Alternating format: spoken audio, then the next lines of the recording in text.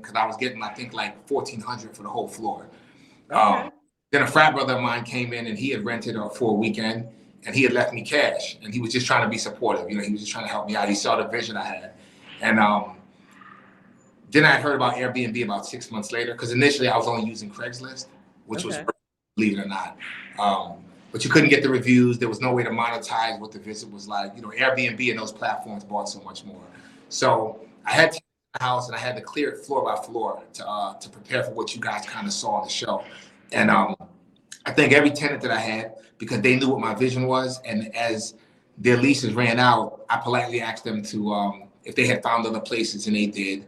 And it wasn't a forced thing. They were free to stay if they wanted to, but they knew that I had a bigger vision and they were supportive of that.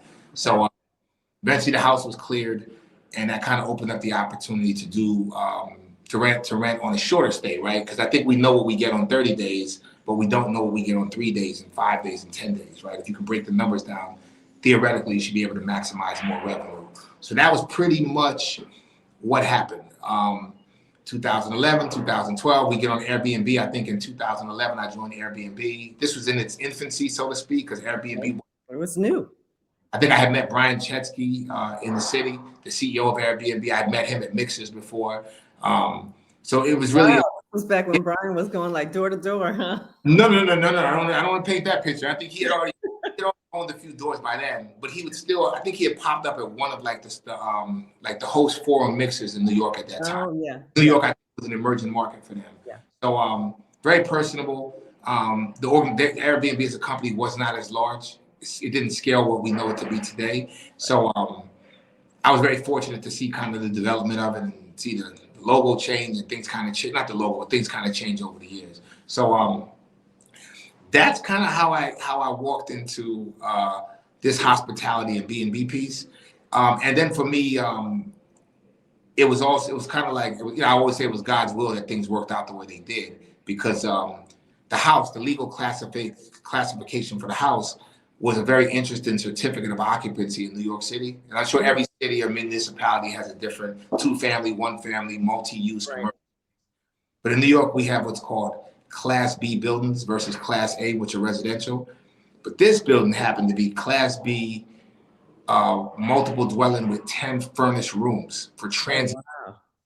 Now, when I bought the house in 2001, I was like, what's that? I didn't even know what that was. But because no one wanted that at the time. But maybe God had saw for me what was best for me before I even knew it. Because this is 2001. We don't start doing this until 2011. Okay. You were just it was just waiting there dormant for you, huh? Yeah, and it was I'll tell this story, it's kind of funny. There was a guy who lived on the block. He since passed away. His name was Lonnie. He actually got hit by a car when he came back to visit the block about 2 years ago. And Lonnie would always make fun of me because I put a blue awning outside the house. He would say, man, your house looks like a hotel. It looks like a hotel. That's whack. Take the awning down. Okay. You know, it's funny how things can speak into existence before they happened. Lonnie, right, you know, and Lonnie was like the street mayor. He was the block of the mayor block. You could find him anytime. He was always around. Everyone loved him. And he, you know, sometimes God speaks to us through not sometimes, all the time, through the ways that we may least expect it. And Lonnie may have prophesied this or may have called this before it even happened. And I later told him that. I said, Lonnie, look what happened. You said you were the first one to say it. I never even imagined. I thought you were trying to make fun of me, but you were spot on. Right. So, he's like, you called it, huh? Lonnie called it. Lonnie, if you're listening, I know you're listening. I'm shouting you out, Lonnie. We appreciate you. So how about that? Yes. That's a fact. That's what happened. Right. Right. So then how do you go from setting up your fledgling B&B to being on Netflix? What I think that's the part that's probably to this day. I'll tell you what happened, right? So I'm operating 2011, 2012. Each year I'm making a little more money. I think the first year I made, I'm going to give some numbers. I don't want to be exact. I could be. Let's say the first year I made $4,000, which was great because we started like October, November on Airbnb specific. The next year I'm like 70. The following year I'm seeing like 78. Then I'm seeing like 90. And numbers I had never imagined, right? So good stuff. Yeah, right. For me, listen, I'm first generation college. I shout out all my brothers and sisters. We've all been to college. Our mother, we're all first generation college. So for us, for knowing how we grew up, things were very tight. to see any type of revenue like that beyond our traditional workspace for me was very humbling. Make a long story short, I start seeing more money. And then it's like 2018. I get this random email in my email that says, "Would you like to be casted for a show?" Now, prior to that, we had done some shows. We had done a show called The Brownings that was featured on Netflix. We had did some Oh, okay. shows. They actually filmed parts of Power around the corner from my house at a Jamaican restaurant. So this neighborhood was no stranger to filming. You know, people had come there to film. It was cheap to film. I'm like, yeah, how much are you paying if you want to film at the house? I don't care if you sleep there, film there. You know, you could have a poetry reading, a book signing. How much? How much money? Because you were hustling. Yeah, basically. Well, yeah, basically, yeah. So make a long story short, the email was asking if I wanted to be on the show. And I'm like, the house, yes. Me, no. I'm not really that comfortable with with the camera and that's not my thing. You know, I'd rather just make it happen or make it work and kind of I'm gonna be like the backup guy. So it required me to be on the show with my sons. And for me, that wasn't my comfort zone. So I say it to say sometimes you have to step out your comfort zone to find opportunity. Because I don't like necessarily like the attention on me. It's not really about me, it's about the house, right? So I said yes. We went back and forth, I replied to the email. So I guess the first takeaway is if you get a random email, say yes. I'm like, yeah, do it. First, I'm like, no, I'm telling my friends no, but then I'm telling them yes to everything. Then you got to do a Skype video and send us a Skype. I had never did Skype in my life. I learned that. I drove around the neighborhood. I did the Skype, tell them about the neighborhood, why they should pick me. Then they called me. They're like, yeah, we're going to send out a casting agent and some folks from California. At that point, I'm like it's getting good now, huh? Send them, let's do it. But in my mind, I'm thinking, yeah, okay, right. Like they're not going to pick me anyway, but you don't want to say no. It's going to be no. Let it come down to them, not you, right? Absolutely. I believe you can always turn a no. You can always turn yes. You can always you can't turn a no into a yes, but it's harder to turn a yes into a yes if they tell you no. I don't know how it goes, but you guys get my point. Yeah. So they come out and they send out a gentleman named George Versoch. George, who we still keep in touch with, he just texted me the other day. I texted him, he texted me back. And he was the original casting director for The Real World. So okay. You could Google him. So now this is starting to sound believable. You're like, okay, wait a minute, this could be real, huh? Yeah, I'm like, this is for real. But I never was crazy about The Real World. I remember that show when I was younger, but I was like, all right, this guy's for real. He can do it. He can pull it off. He's the real deal. They send them out, and now they like, we want to do a Skype interview with you, similar to like a podcast what we would know today, because this is back in 2018. Make a long story short, they do it. They're like, we're gonna. Then it comes to money, right? Because to be on this show, you had to put up a certain amount of revenue. And right. So we want to know that. We want to know if you financed it or did they finance it or no, did they give you the option. They're like, you can put up as much as $250,000, but the least amount you can put up is $25,000. Naturally, I'm putting up $25,000 because I did the math. I'm like, $25,000 to be on Netflix, and I'm not gonna lie, I was hesitant about that because you're Netflix, you have the money, you should be paying me. Like I'm the star, in my own. Well, now you're the star, huh? Yeah, now I'm hot all of a sudden. Okay. Now you're hot. All right. Right. I'm confused. It doesn't work that way. Make a long story short, naturally I say, okay, I'm gonna put up $25,000. Okay. So this is where I got interested. I remember going to Citibank, and I'm grateful to God that I even had that $25,000 to do that, right? Because you may not have an opportunity knocks, but you may not be ready to answer the door. In this instance, I was. So I had the money, and I remember going to Citibank on Myrtle Avenue in Brooklyn, and the teller was like, "Where are you sending this money to, Jackson?" They know that's the local bank I go to. I'm like, "Yo, I'm gonna be on TV. They want this for a show." They're like, "What? $25,000 to be on TV?" They think I'm getting played. So I'm like, hire it. Let's go. I'm not here, for you to give me your opinion. I need to spend this money. Speed it up. Sent the money. Then we went back and forth with some legal paperwork about the layout, design, stuff like that. I'm thinking I'm gonna be straight up because this is what happened. I'm like, well, if you're coming into Brooklyn to do work, you have to use local contractors because my whole premise was that the money that comes into the house stimulates the local economy. Yeah. I'm like, and preferably contractors of color, right? Because these are the guys who primarily do work in this neighborhood. And those are the guys who I've relied on years to get me this far, right? They're like, no problem. You know, you sure your guys are good? They're going to be reliable. I'm like, no doubt these guys are good. They're licensed. I mean, I send these out to these guys. I get them the job. These guys they don't have license, permits, insurance. They don't have anything. Uh-uh.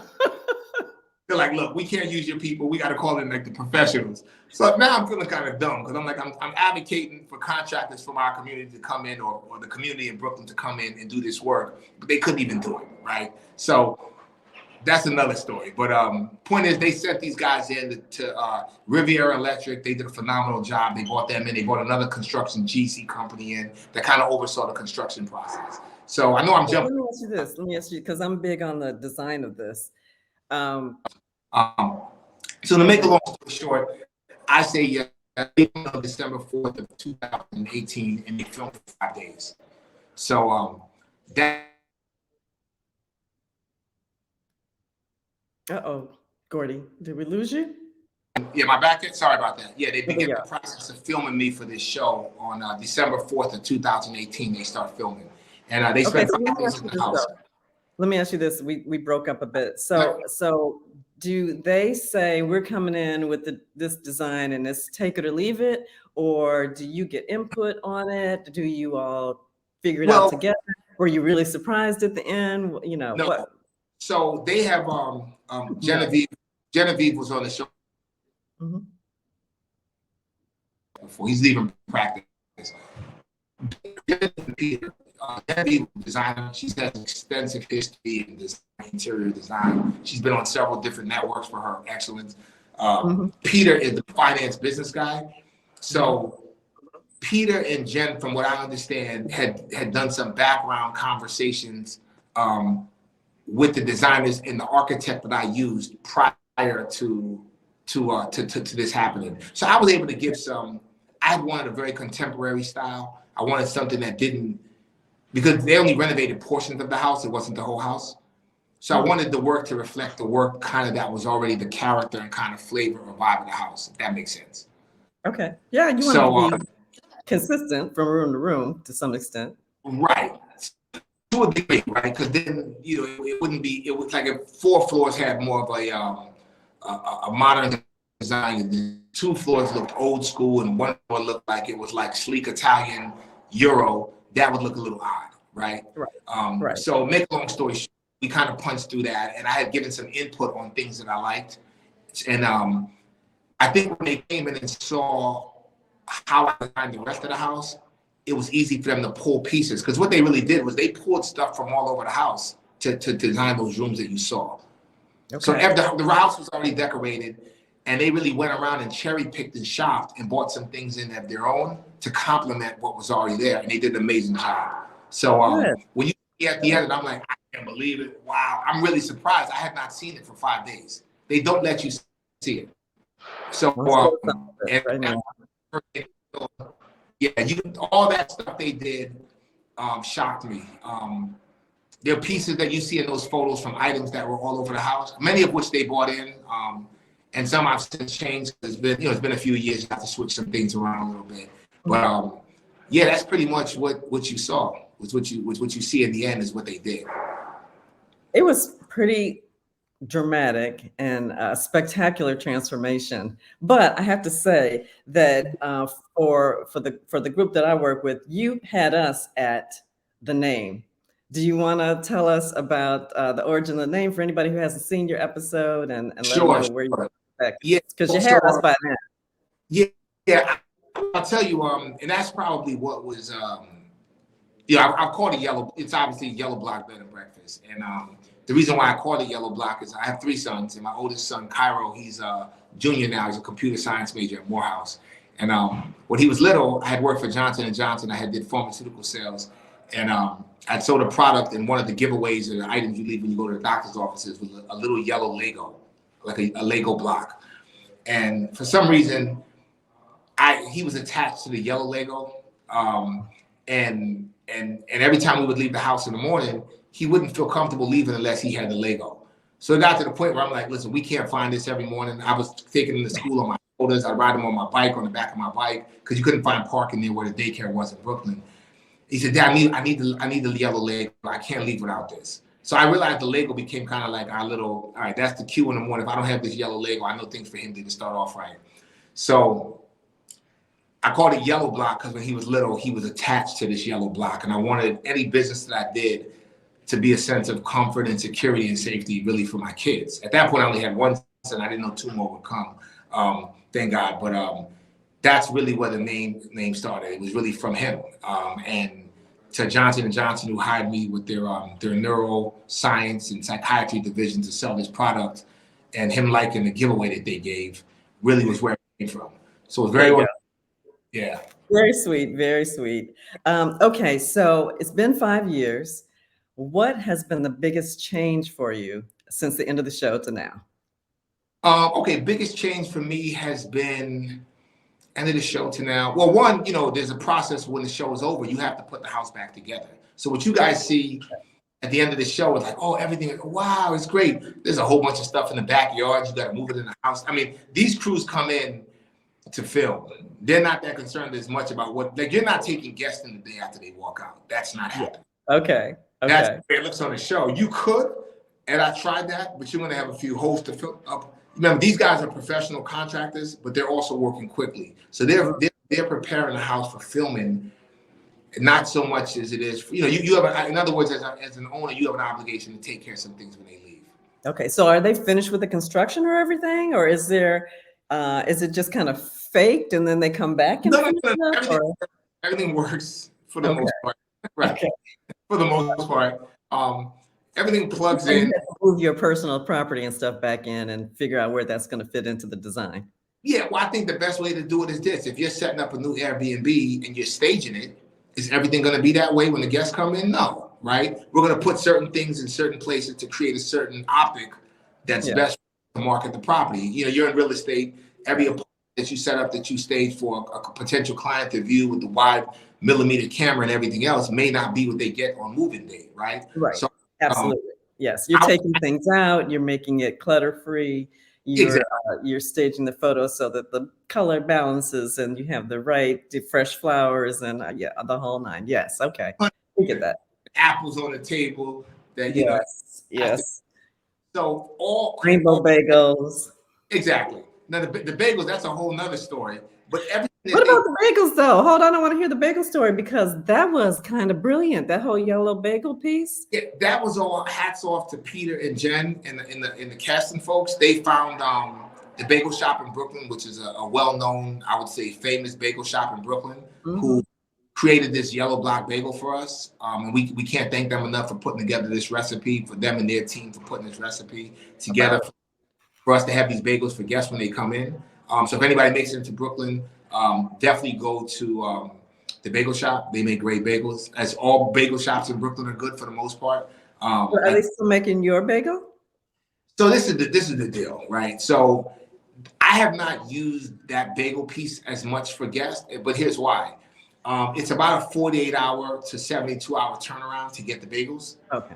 And you have to be able to, bagels are one of those things, if you don't eat them that morning, you got a hockey puck by that afternoon. Right. So their bagels are fresh, and I don't want to compromise the integrity of their product, serve something that would not have been up to par for what they created for the show. So unless I know guests are coming and I can coordinate that delivery to come in before 10 a.m. Now, most of my groups who come in or my guests who come in, they're out by 8 a.m. Okay. They're coming for something. So I'd have to make sure those bagels are there between 6 and 6:30, and they need a 48-hour window period to prepare that. That's a lot to coordinate. Logistically didn't fit well with the type of guests that I have that come. That product was, product was great, guests are great, but I'm not sure there was a marriage with the two as it related to timing and they were like, well, you can freeze them and then they can. I'm like, well, that's not really your bagel anymore, right? Because we don't eat frozen bagels in New York aren't really a need because we have so many fresh bagels, right? So the logistics didn't work for that. It didn't work, right? The product in terms of what I was trying to do, it didn't work. It was not it wasn't the best fit for the guests that I have. Okay. But no, well, let me go back to my original question because I think I cut you off. What's the biggest change from then and now? So some changes that have happened, obviously the demographics of the neighborhood have changed. When I started, it was definitely more of a Brooklyn feel. Well, it's always been a Brooklyn feel. It's still a Brooklyn feel to the neighborhood. But, neighbors have left. New neighbors have come in, which is great. You know, there's nothing wrong. That's a win-win. Obviously, doing hospitality post-pandemic or during the pandemic came with some challenges that we were able to, thank God, we were able to kind of push through and get through that. There's some new regulatory stuff coming down the pike in New York City with regards to Airbnb and hosting. So we're trying to prepare and navigate to be sustainable through that. But I think in terms of people coming, groups coming, people looking for a stay that's economical, that's comfortable, that's clean, I'm not sure that changed much. Mm-hmm. Tourism and travel seem to be back up to what it was before. I don't feel like, you know, like the numbers of the groups are smaller. People still are primarily looking for a place to stay that's affordable, that's clean, and that's safe, right? The same thing we'd want for our children or our grandchildren if they travel. So I think. Why don't you talk some more about that? Because you, unlike every other host that I've ever met, wanted to maintain the same kind of pricing that you had pre-Netflix. Correct. And that's really, not how hosts are really viewing things. They're trying to maximize, the nightly rate, and you didn't do that. And so, can you talk about that? Yeah, I mean, listen. Certainly, there was a return on investment with the exposure from Netflix, and it was going to create an opportunity for me to have a broader market.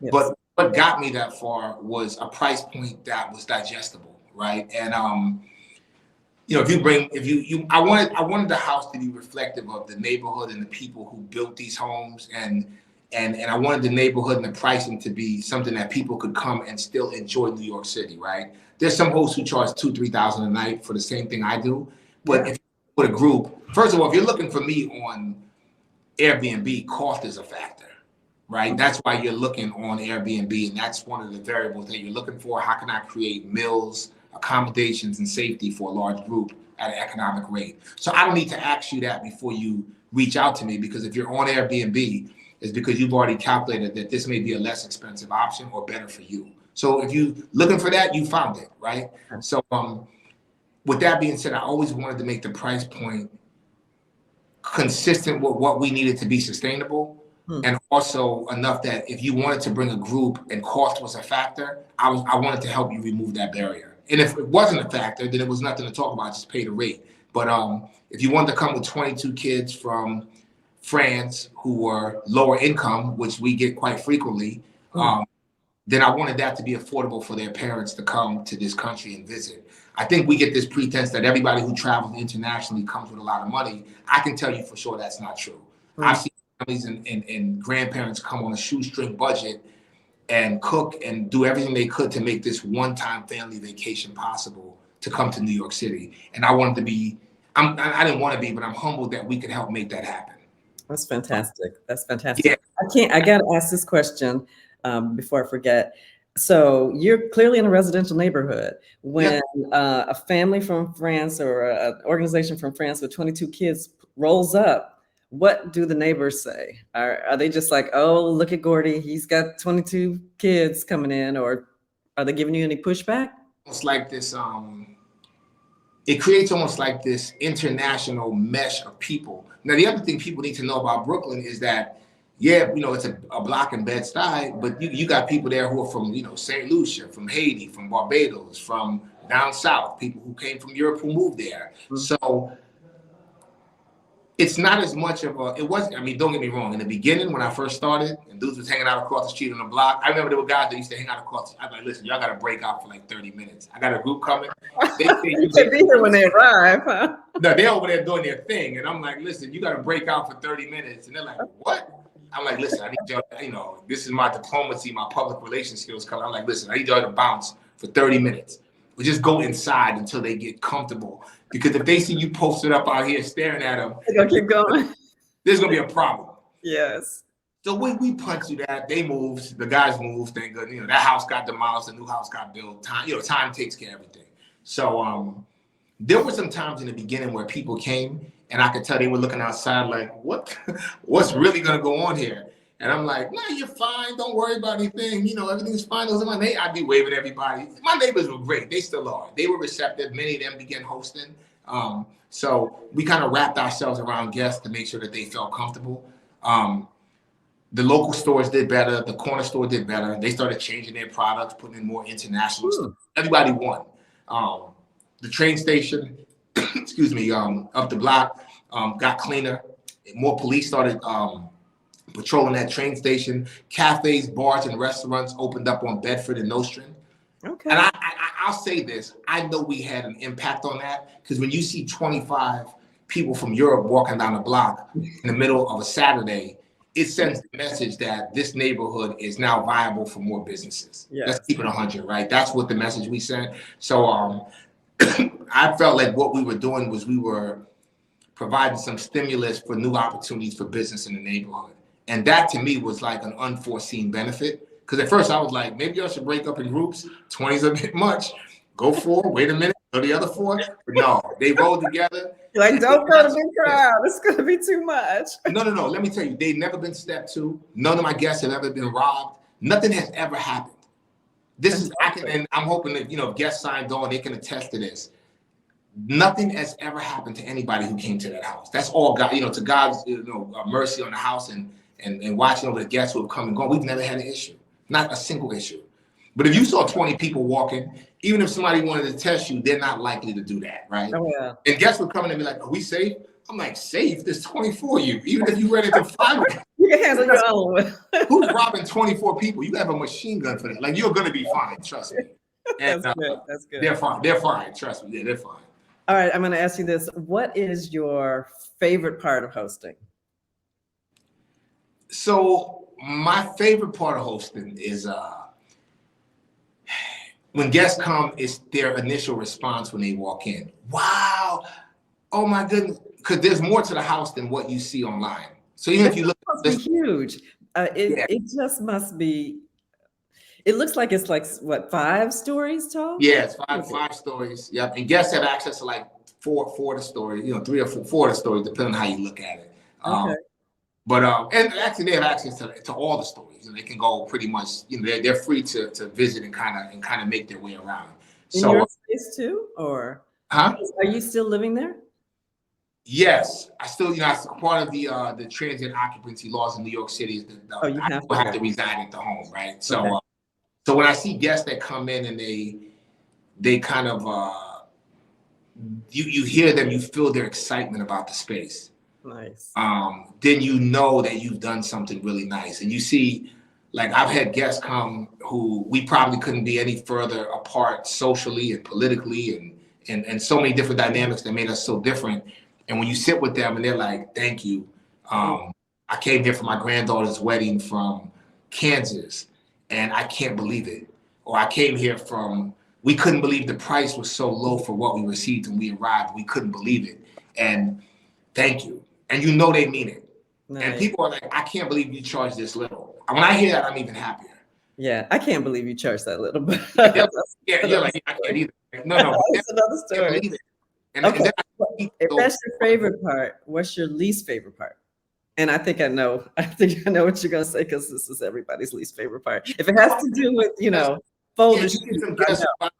You get some guests who violate your space, who demonstrate a lack, and that's not often, right? That might be like out of every 40, 50 groups, you might get one who does something that you find to be a little bit disrespectful. And I've had several incidents like that. I had one group from, I'll say they're from Russia. I had one group from Russia who was like, we're not leaving. And I was like, what? You're not leaving? Well, they had rented, this is back when I started, they had rented one room and not another room, but I gave them 2 rooms because I was trying to be helpful to them. And it was time for them to go. They were like, we're not leaving the other room. And I was like, no, you are. But that was very isolated. Then I had another group where somebody had booked with like a fake ID. And this particular group booked with a fake ID. And they came to throw like a party. Yes. And the party was all over Instagram and it was lined up. So we took care of that. But then I had another group that came and did a fish fry that was bugged out that they didn't tell me about before they did it. So I've had some situations that were uncomfortable and scaled to the number of good groups that I had. Okay. So I I think see. I thought you were going to say it was all about, folding towels or, washing sheets or something. oh no, that's a small. I don't mind that. That's a small. That's the least of it. I Okay. think somebody coming into your home that you, because remember we do home sharing, right? So the idea that someone could come to your home and do something that would violate the obvious rules and regulations that you've laid out before, Yeah, right? that's expensive. I think it's a little offensive in a sense that you know how much it's almost like you have a house guest and then they come and you say, wear your shoes in the house, and you go upstairs and there's mud all over your bathroom floor, and Right. these were things that were avoidable. But that happens, and you have to, you got to get up and brush it off Yeah. and clean it up and keep moving. Yeah. It's also doing business. You have to, yes, it is. And that's what I tell people. There are some things that are just going to happen, and you have to have the wherewithal to, survive those kinds of things because they do happen, and you just try to minimize them, but they're going to happen. Yeah, and it's small stuff. In scale to what you get back in terms of the cultural immersion and what you learn from your guests, these are small things. So I think you have to bite them and make each one a learning experience and be diplomatic. And really, it's like customer service. The guest is always right, right? And even if you want to have a polite conversation about etiquette, make sure it's after the review, and make sure it's after, and do it in a healthy way, right? Well, listen, I just want to let y'all know that you didn't have to do it this way, or should you rent again to a host, these are some things you need to be considerate about to make sure that you can come back here again, because we know that if some things go wrong, it can jeopardize our ability to host. So Well, that is very diplomatic of you. you have to be. Yeah, you have to be. Because you're the one sitting, I mean, the last thing you want is someone to make you their campaign on social media. Oh, yes, yes. You're going to lose that fight, right? Yeah. Because we are in the business of hospitality, of hosting, of creating a good experience for people. And for each minute, second, or hour we spend fighting somebody who's no longer in our space, or trying to justify something that they may have pointed out. Maybe you didn't leave on clean towels. Maybe the bathroom could have been a little cleaner, right? So, those, I'd rather focus on doing those things right than arguing about a narrative about something that took place that I can't. Yes, yes, yes. Well, I'm going to put you on the spot, and I'm going to ask you, are you with us? Oh, there you go. Yeah, that's my son. He's at wrestling practice. He keeps calling me. I said We're my going to message. ask you about your sons because we want an update on your sons. But first, I'm going to ask you, can you give a few tips for people who are just starting as hosts? Let's hear it from the pro. What do you Yeah, say? well, no, I don't know. Yeah, I wouldn't say. I would say know your local market, know your demographic, know your market. Okay, so if, you want to get into this, you want to do it. Can you host legally where you're kind of considering to do it? That's probably the first step. I mean, you're an So attorney. you got to start at the very top, right? Because if you can't get past that, you can't get to the rest of it. You can, and I'd also say to people, I get this question probably once or twice a week. Hey, I'm looking at this property. Do you think it would be good for Airbnb? And I'm like, I wouldn't look at a property for Airbnb. I'd look at a property because it's a good property. So know that even if you can't monetize the asset to get that daily return on investment, that you can still use the asset for your own personal portfolio. Mm-hmm. So I wouldn't tell anyone to buy a property to do Airbnb. I'd say buy a property that you wouldn't mind living in. Buy a property that you know would be a good investment property. Buy a property you want to improve the neighborhood that you do it in. But I think to buy it just for Airbnb, I probably wouldn't go that route. So are you expanding your business now? Are you going to have, you a franchise Yellow Block BNB? Are they going to be on every corner next to Starbucks or? Yeah, the franchise piece that's come up on more than one occasion. I don't think that would be the business model I would use to duplicate this experience, because the concept of the Yellow Block is it's personal to me, to my sons. It's kind of a personal thing. Right. I don't have Gordy in every Yellow Block, and that's not possible. So yeah, well, we did a DC property. There's one in DC that we ended up renting long term. There was some things in DC we opted not to there was some loopholes and stuff. And I only tell a story about knowing your landscape because I bought a property in DC pre-COVID, renovated it during the pandemic, had this big plan, but then the DC regulations were a little different, right? So I ended up shifting that model to a longer term rental. But all in all, it was great because I still bought the property and renovated it, and now and then my son was thinking about going to Howard at the time, So I'm like, perfect. We don't have to pay for room and board. He can stay here. So there was some other things in place, but then he chose Morehouse, which was a great choice. But I say all that to say, though I wouldn't say you have to buy a property to do Airbnb. You might be able to lease that property and minimize your exposure, right? Do a 24-month lease, make sure the right language is in the lease to support your business plan, and do it that way. I would say if you don't own a property, if you rent it, be transparent with the landlord or the owner about what your intentions are, because you'd hate to get started and then have to stop because they're just uncomfortable with it because you weren't being straight up. Right. I would say try to check the numbers, scale the numbers for your neighborhood. Like when people ask me, they're like, I want to do an Airbnb in Mississippi, in Biloxi, if that's even the right way to say it. I would say, well, put your block in Biloxi, Mississippi, and see what rates are for a 2-bedroom. If it's $82 a night and you can get booked for 20 nights out the month, that's $1,600, but the property's going to cost you $1,400 a month. Is that a good return on investment? It may be, it may not be, right? But if you're paying $400 a month for the property and you can see where you can clear 12 and you see that those 5-star reviews and those calendars are filled up, then you know you have something. But if the latter, if you put in there's nothing there, you may have something there too. I also tell. Or you may not. You got to be careful with that one because either it's completely uninteresting to everybody, or you're the new kid in the block and you have a market you could create yourself. Yeah, and then also to ask yourself, well, what are people coming to that demographic for? If they're college and university, colleges are great, universities are great. Anything allows people to come into that demographic on a consistent basis. I think if you're near any correctional facility, you know your weekends are going to be busy.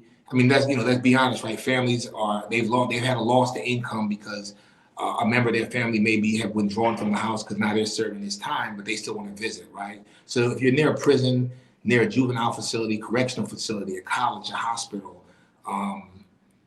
those are markets that people would traditionally shy away from, that you may be able to create some short-term housing for people who need to come and visit. So those are things I would say to expand the vision of where you think you can do business. Because the obvious is, there's shows, there's concerts, tourism attractions. Well, those are one option. But there's also avenues of business that are available too, that you may be able to pick up on that are non-traditional, right? And I think if you're thinking that way, you'll be more sustainable. Yes, I agree completely. And we talk about some of that in our community. We talk about doing maybe midterm stays, not all short-term stays. We talk about doing situations where you're connected with an insurance company, and the insurance, you're housing people who've been displaced because of fire or water damage to their home. So there's lots of different ways. They're not quite as sexy as the, beachfront luxury traveler, but but they can pay the bills and they can make your business sustainable off season or just all the time as a business model. But yeah, so I agree completely. So it's been 5 years. Everything is good. What's the next 5 years look like? I think the next 5 years theoretically is to enjoy more what the blessings of this experience have brought for me. Because it's funny, I was on the phone this morning on another call, and I was looking back at the last 5 or 6 years. We were trying to put together a timeline for something we're working on. And I'm looking at, I take pictures of everything. And I don't post them. I just save them in my phone so I know what date things happened. So I'm looking back on pictures where we moved things. And I'm like, this has been a lot of work. This has been very taxing and very demanding. And I'm getting older, and I'm like, well, how do I make the next 5 years more time useful in terms of doing quality of life things, spending a little more with kids, doing more things that are fun. I'm at the point I see a Home Depot, so I feel like I know what's in every house. I used to carry 2 pieces of sheetrock, and I can only carry 1. I've done it all. So I know I would go to Home Depot, they'd be like, "Hi, Pam." Oh yeah. Wow. It's out. Like customers actually like, no, it's behind, it's behind the screws and out too. You kind of know everything. That's Home Depot's like all over Brooklyn. It's like I feel like I know the staff. I've seen people come and go, and right. So the next 5 years, I'd like them to look a little more tranquil, right? A little bit more more peaceful. Definitely switch to some other business sectors where I'd like to do and do some other things and really expand to find like. So the thing about the vacation rentals and the short-term rentals is it's passive income too. I don't know if it's passive. I always get that mixed up, but it's income. Kind of passive. It's Yeah, pretty passive compared to a lot of things, you know.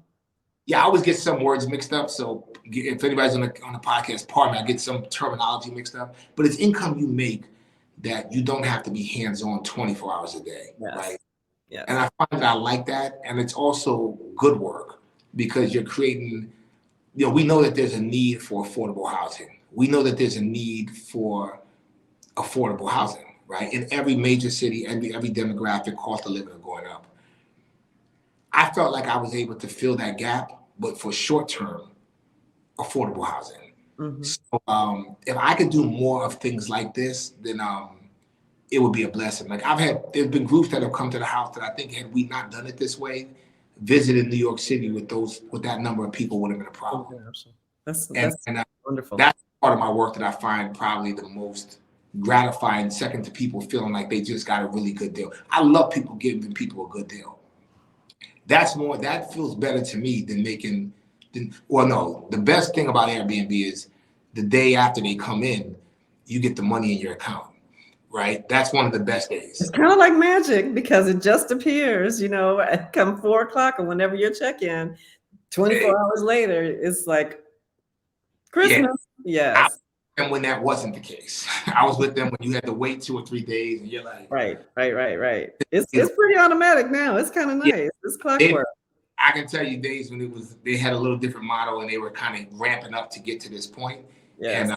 And like day 2, day 3, and then it would pop. You know, if you read the language, and you know they're really good now. But I feel good about that. I feel good that people can come and have a stay that is affordable. I'm straight up. I love it. And that they can do more things in New York than what they had planned to because they now have an extra $150 to $200 per person on that trip to maybe go to a dinner or to see a Broadway show or to spend money on Fulton Street buying some new sneakers. I don't need to get all the money. I need to know that the money is being spent back in the communities that I live in so that it becomes sustainable. Nice. That big job. I know that you have a not-for-profit. You want to talk about that? I do.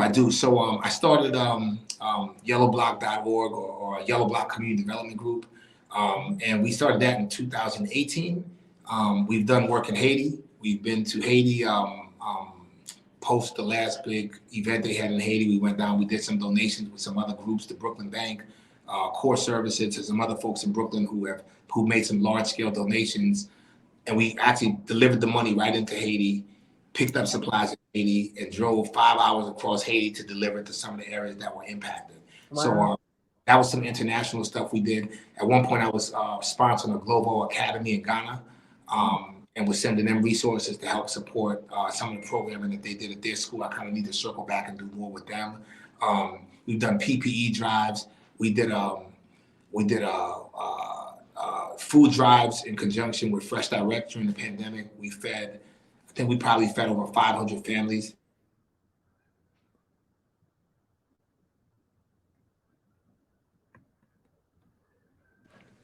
Yep, sorry, but I'm getting called. They're coming in, so I'm trying to block them. But we've done food drives, PPE drives, mask drives, block cleanups. We just helped distribute. This was really fun. We distributed 12,000 boxes of cereal across New York City and Westchester and upstate New York. So I have a lot of fun doing stuff like that because you make some money, but then you get a chance to do some fun things, to give some things back. Right now, I have 45 coats that I'm still distributing for street homeless. They're coats, sleeping bag, jackets to give to people who are street homeless, who choose to be street homeless. Not that you're not running around just handing out coats, but these are people who have made a conscious decision that living independent of traditional housing works for them, and we want to honor and respect people with dignity in the spaces that they live in. So I'm doing a distribution with them, and sometimes it's just me driving through the city. I see the same guy in the same corner with his tent. Here, bro, this is for you, and you don't pass judgment, you don't ask questions. I don't need to take a picture. I'm not doing an Instagram photo. We don't do all of that, and we try to do things like that to give back. So Nice. I'd love to do more work with that. Right. And I'm going to let you tell us how we can support you, your organization, and the Yellow Block BNB. But first, I got to ask, how are the boys? I have to say, your boys came with 3 distinct personalities on the show. The little one is just absolutely adorable. Yes. The middle one looked like a ham. And Yeah. the oldest one looked too cool for school. He was Now, very thank you so much. They're good guys. Like they're the best of they're the best. Sometimes I look at them and I'm like, they can't be my sons. Like, you know, I'm like, they correct me. They straighten me out. They remind me. They're better guys than I ever even dreamed I could be.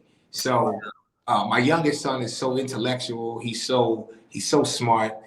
He's so nice. He's such a good guy. Like he's like Obama. He's a good guy. It's Obama. He is the real deal. One time I had him in a park and I looked over, he was sitting on the bench crying. This was like maybe 3 or 4 years ago. He was a little younger. And I said, Caden, what's wrong? He said, Dad, we made the other kid fall, so we put ourselves in timeout. I'm like, who does that? Okay. Right? My middle son, he's a wrestler. I wrestled, so we go to wrestle. That's the way it's calling me now. He represents, you know, he's the one that represents a very different approach. He's a little more aggressive, a little bit more, let's get it done. His expressions on the show, he was like, yeah, and he was the one that was making bed and stuff like that, right? Yes, so he has his own way of doing things, and you got to keep up with him. And then my oldest son, he's like my little son. He's Cairo's at Morehouse. He's just a brain. He's just smart. He's diplomatic. He's wonderful. He's very patient, very intellectual. He's traveled. He's done some international travel with Morehouse, so we can't say thank you enough to Morehouse and the Morehouse extended family that we've created that have supported him through his education. So they're all very, very good guys. I couldn't do it without the wonderful work of their mothers because I was married for a while, then had a son after that. So all hats off to, I don't parent alone, obviously. My work would not be possible without them having wonderful mothers who guide their process and allow me to be the father and man that I am to support them. So are there any hosts in that group? Any host? Yeah, are your sons gonna take over? They're gonna run the Yellow Block BNB? Yeah, one Cairo's computer science. I was talking to him yesterday. He told me he wants to do some type of computer analytics. I was like, I spell it. He's so smart. Good luck, champ. Hosting. Yeah, listen, I'll make some beds. Let me know what you need. I'll help you. They know how to make bed. They know how to clean. They don't do it as much. We have some help that comes in. Miss Vega and her team come in and help us out with some of those things. So thank you to Miss Vega. We would not be able to do it without her and her family and her team. When they were younger, they did so much. Like this, I'll say this to folks who are thinking about hosting if your kids are smaller. My son's like almost grew up in the laundromat. We're washing 7,500 pounds of sheets. Then we need to get back on those beds in like an hour or two. People in the laundry are like, you're leaving your kids here for an hour to pull stuff out the dryer? I'm like, yes, because I got to go back and mop and sweep and scrub toilets. And I remember I have a friend. Yeah, a friend of mine, she's from Jamaica. She was like, I want to tell you something. Her parents ironically, her parents owned the Jamaican restaurant around the corner from the house where they had filmed Parts of Power when the show first started, which is crazy, right? And she said to me, let me tell you something. She said, I love how you are with your boys. She said, but I want you to know that me and my brother grew up in the backseat of the car at Home Depot. Like, what do you mean? She was like, because their family had owned a couple buildings in Brooklyn. And she said, my dad would take us with him every Saturday morning to run all his errands. And me and my brother, we kind of grew up with our dad playing in the backseat while he went in the store and bought stuff and went and dropped off and collected rent and painted. And that, I thank her for that because that really stuck in my mind. And after that, I was like, she's very successful. She grew up, she's sharp, but it was God's will for her to give me that message. So then I said, you know what? Let me start doing more with them that doesn't necessarily serve this business model that I have, but because they're like, make beds. They're like, we want to jump on beds. Right. We want to unmake the beds. Yeah. So somewhere between teaching them business and tough lessons and business acumen and discipline, they have to still be allowed to be kids too. Yes. So if they were to tell me that they don't want to do this and that it wasn't for them, It'll be fine because I would hope that by then they come up with something better. They've never said they didn't want to continue to do it, and they know how to. So I'm confident that and I guess for me the vision would be that this would be sustainable for them for their families, right? To create some additional revenue. Mhm. They would have income for their families that would make their marriages stronger. That theoretically could give their children more options. It would help support their children's higher education goals. It would support their quality of life. So if this house can do that, then that may be something that may be a benefit beyond my years of being on this earth. I'd be too happy with that. So that, It's a wonderful thing. Maybe they don't become hosts, but they can because they know how and they've seen it. And what so service, that's a wonderful gift to give to someone. And that's what I'm hoping to do with everyone who participates with the Happy Host Academy. You may not host right now, but if you have the skills at any point when you need it or when your life affords you the time to do it, you can yes, pull it out. You can set up a business. You could start entertaining guests, within a matter of however long it takes you to get that together. that's right. And what other business can you step into with that kind of, low barrier to entry once you get the skills? 100. So I think what you're doing is phenomenal. I think the fact that you're even creating these types of conversations and spaces that people can learn organically, plus being given some legal advice, being given some logistical advice, and then hearing from hosts who've kind of gone through some of the ups and downs and trials and tribulations. I commend your work. I commend what you guys are doing, and thank you for doing it because I think it expands and broadens the message about what it means to host. Another piece I want to not leave you guys with, but share with you is that it makes good real estate sense it because you're does. better preserved. You're bringing shorter stays into your home, which theoretically is less wear and tear. And in exchange, you're meeting more people. So volume with revenue, with exposure to your property will likely increase your property value, right? Because you're bringing more people in. Yeah. And theoretically, it should stimulate your local economy to do better because people are spending more locally. So there's a win-win to hosting all the way around. Plus, just in terms of maintaining and preserving and upgrading your real estate, you have to keep it in good shape. So you have to invest in it. That's That's a right. good thing. That's going to pay off at the end. Gordy, I could talk to you all day about this. I won't because it's Saturday and you should get out and do some fun stuff. Yeah. I just want to say thank you so much for taking the time. We loved your episode. Thank you. Every part of it was really interesting and engaging and inspiring. And so I have one last question for you because I know that this is what my group really wants to know. They want to know how many marriage proposals did you get after this show aired? Yeah. So. See, this is what I mean. No, I no. knew it. So, one of the things about the show that I didn't want, this was really important for me. I didn't want to come across like anything other than what I'm not, right? I wanted to be, I wanted to demonstrate being a father and a dad who was doing business and being straight up. But I didn't want that. I didn't want there to be like a sexy side to come out the show. I didn't want that.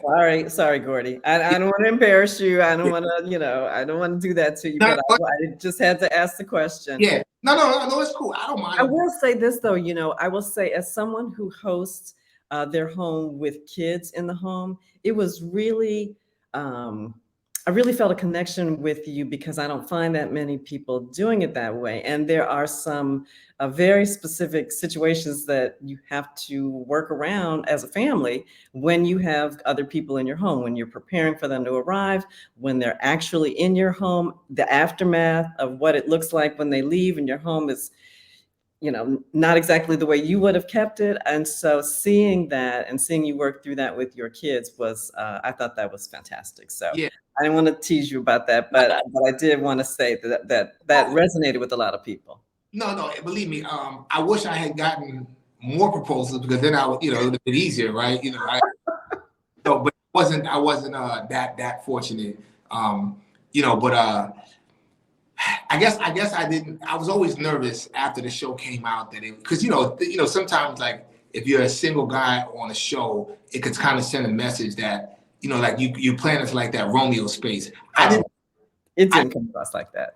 The house to really sell it. I really wanted it to be about the neighborhood, the guests who come, the renovations, and I think naturally, because I think I'm more shy, I was really concerned that it wouldn't have come across that way. But they did such a good job editing it that it did, and I really wanted to be a focus. Like it's funny because I don't even like to post myself on social media because I want everything to focus back on guests in the house and kind of what that experience is. And maybe that's my own shyness about being like that. That it's harder for me. But no. But some folks did reach out. Let's be straight up. I did get some folks who reached out after the show.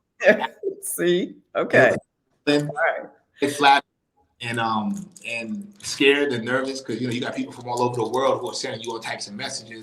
They're like, I'm good. Be careful. Just be careful, Gordy. I just want to say that I think you came across really well and your family came across lovely and the whole situation seems very warm and inviting. And I'm sure the guests respond to that. And that's why they want to come and be hosted by you. Yes. So I just want to say good luck in the future. Thank you again. I want to thank everybody who joined us today. I want to give another special shout out to the ladies of the Happy Host Academy. I'll see you all later this week. If you're not a part of the Academy and you want to join us, we offer a 7-day free trial. And then we move into what is really becoming a nice kind of intimate group right now. This week, we're going to be doing a review of how to prep your home, which, come on, Gordy, that's the big one. We'll spend some time on that. And then we're going to have a holiday party because why wouldn't we? 'Tis the season. I sent around my favorite hot spiked beverage recipe. So I'll be, sipping. You don't have to, but I will. And then we're going to get into, we're going to have another special guest. And I think I'm going to do a live case study of a space that I hosted for a while just to show you another. I think it's really important to see these real life stories, like Gordy's story, like there are real people who are really doing this and there's some good parts about it and there's some not all that great parts about it. And really you should hear those things, especially if you're contemplating whether this is something you want to do. And so again, thank you, Gordy. And I'm coming to Brooklyn again real soon. I just want to shout out my daughter who is now going to attend Columbia University. So we will be there and I'm gonna wave at the Yellow Block BNB when I'm there next. Guys come to town and any, to all to members of your group and anyone listening, thank you all for listening as well. Thank you. Yes. I wish I had an applause track, but instead I'll just clap and say, because you put this together. So thank you, Pam. We appreciate it. Thank you. Thanks, everybody. We'll see you next time. Bye now.